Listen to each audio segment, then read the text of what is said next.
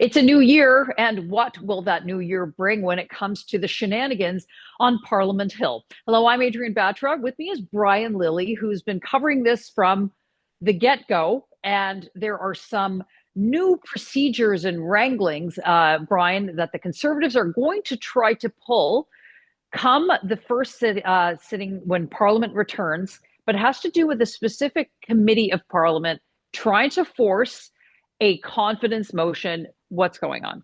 Yeah, let me just pull up my calendar here so I can give you the exact date. I believe it is January 7th, which will be next Tuesday, January 7th. They've convened the Public Accounts Committee. Now, the Public Accounts Committee is a Commons committee that is always chaired by the opposition. Public accounts is there to hold the government to account for their spending. So, regardless of whether it's minority or majority government, the opposition chairs that committee. So the Conservatives were able to say, we're going to call a new meeting and we're going to talk about whether the House of Commons has confidence in the Trudeau government. What that allows them to do is table a non-confidence motion much earlier. So House resumes on January 27th.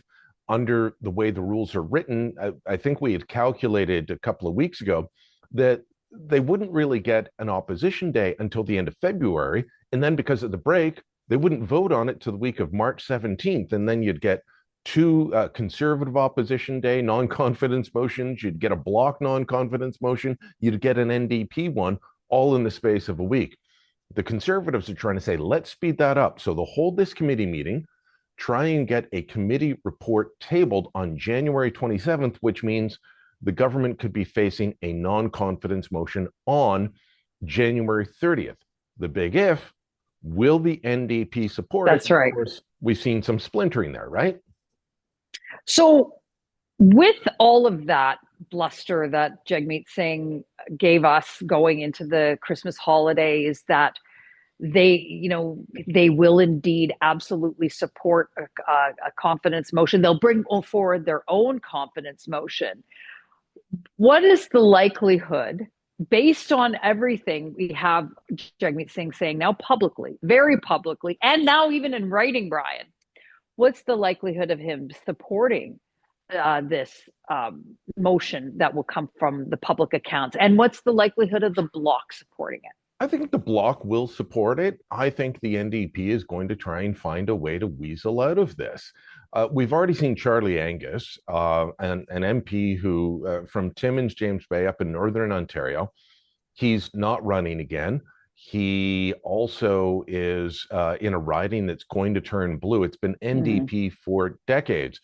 It's going to turn Conservative blue in the next election. So he has no interest in shutting this down, in going to an early election. He wants to drag this out a little bit further. You've got Peter Julian, the NDP House leader, saying, well, these motions brought forward by committee, they tend not to work. There's not a lot of experience with that, Adrienne. In fact, the last one I can remember for a non-confidence motion coming through a committee report was the botched attempt to try and take down the Paul Martin government in the spring of 2005. People that will remember, I was there, so I do.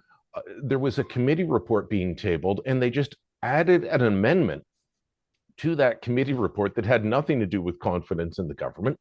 They said, oh, let's amend it and say we've lost confidence in the government, and then vote on that.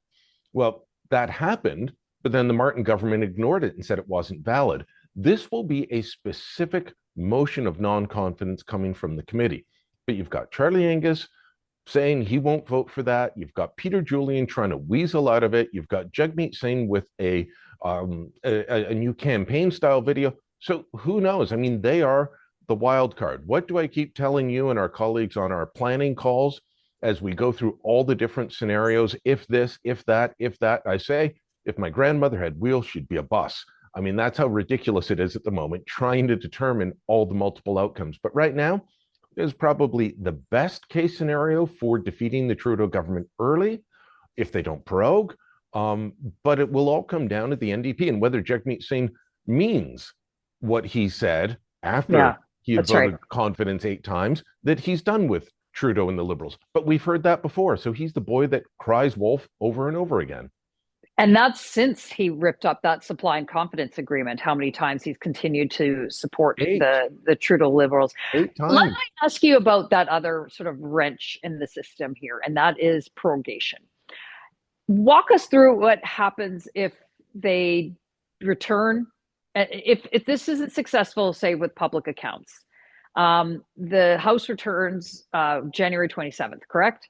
Yeah. And this is an opportunity then for Trudeau to come in and prorogue the House, is it not? Absolutely. And there's very little the Governor General can do if, on the advice of the Prime Minister, she is asked to prorogue the House. Prorogation is not a dirty word. It's been treated by that by any party in opposition ever since the 2008 attempt to bring in a coalition that included putting the separatist Bloc Québécois in the government.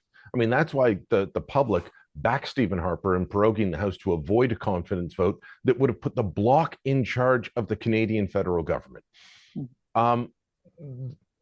Could Trudeau prorogue here?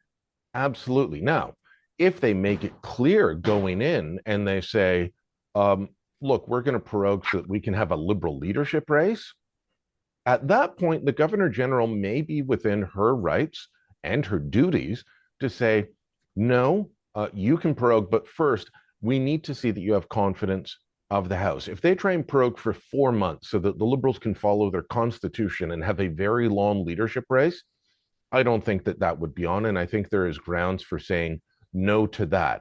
But if he just goes and he doesn't announce he's resigning, but he just announces that he's going to prorogue, then I don't see how she could say no to that. Delay the opening of the House of Commons for a certain amount of time. He could also prorogue and not resign, by the way.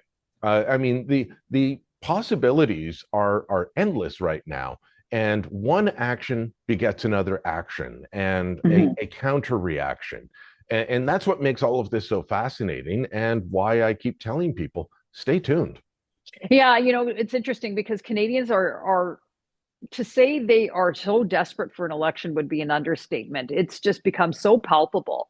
Even for non-political people, there's just such a desire for a change in this country that that's the question everybody wants to know. When can we do this? When can we send them packing? When can we send a message?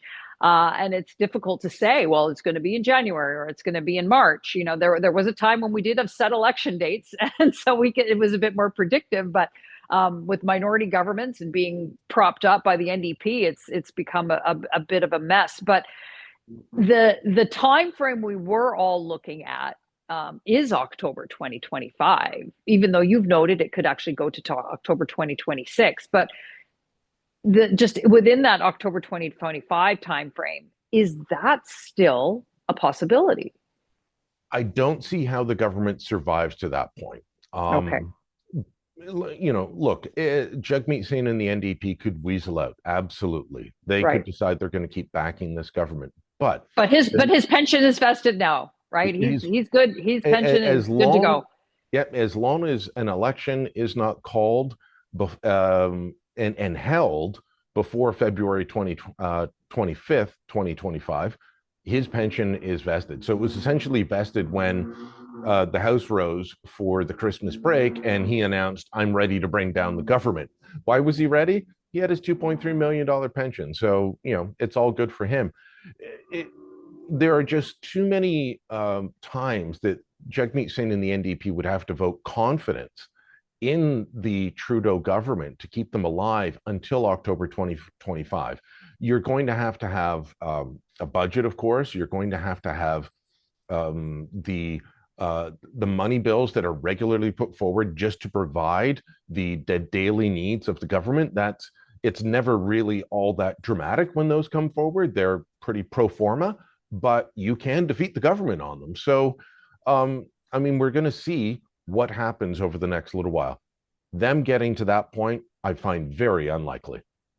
Well, we will all be staying tuned to find out when Canadians can finally send the Liberal government packing. Well, let us know what you think in the comments below. Like this video and subscribe to our YouTube channel. And go to the TorontoSun.com. You'll find commentary and coverage there you will not find anywhere else.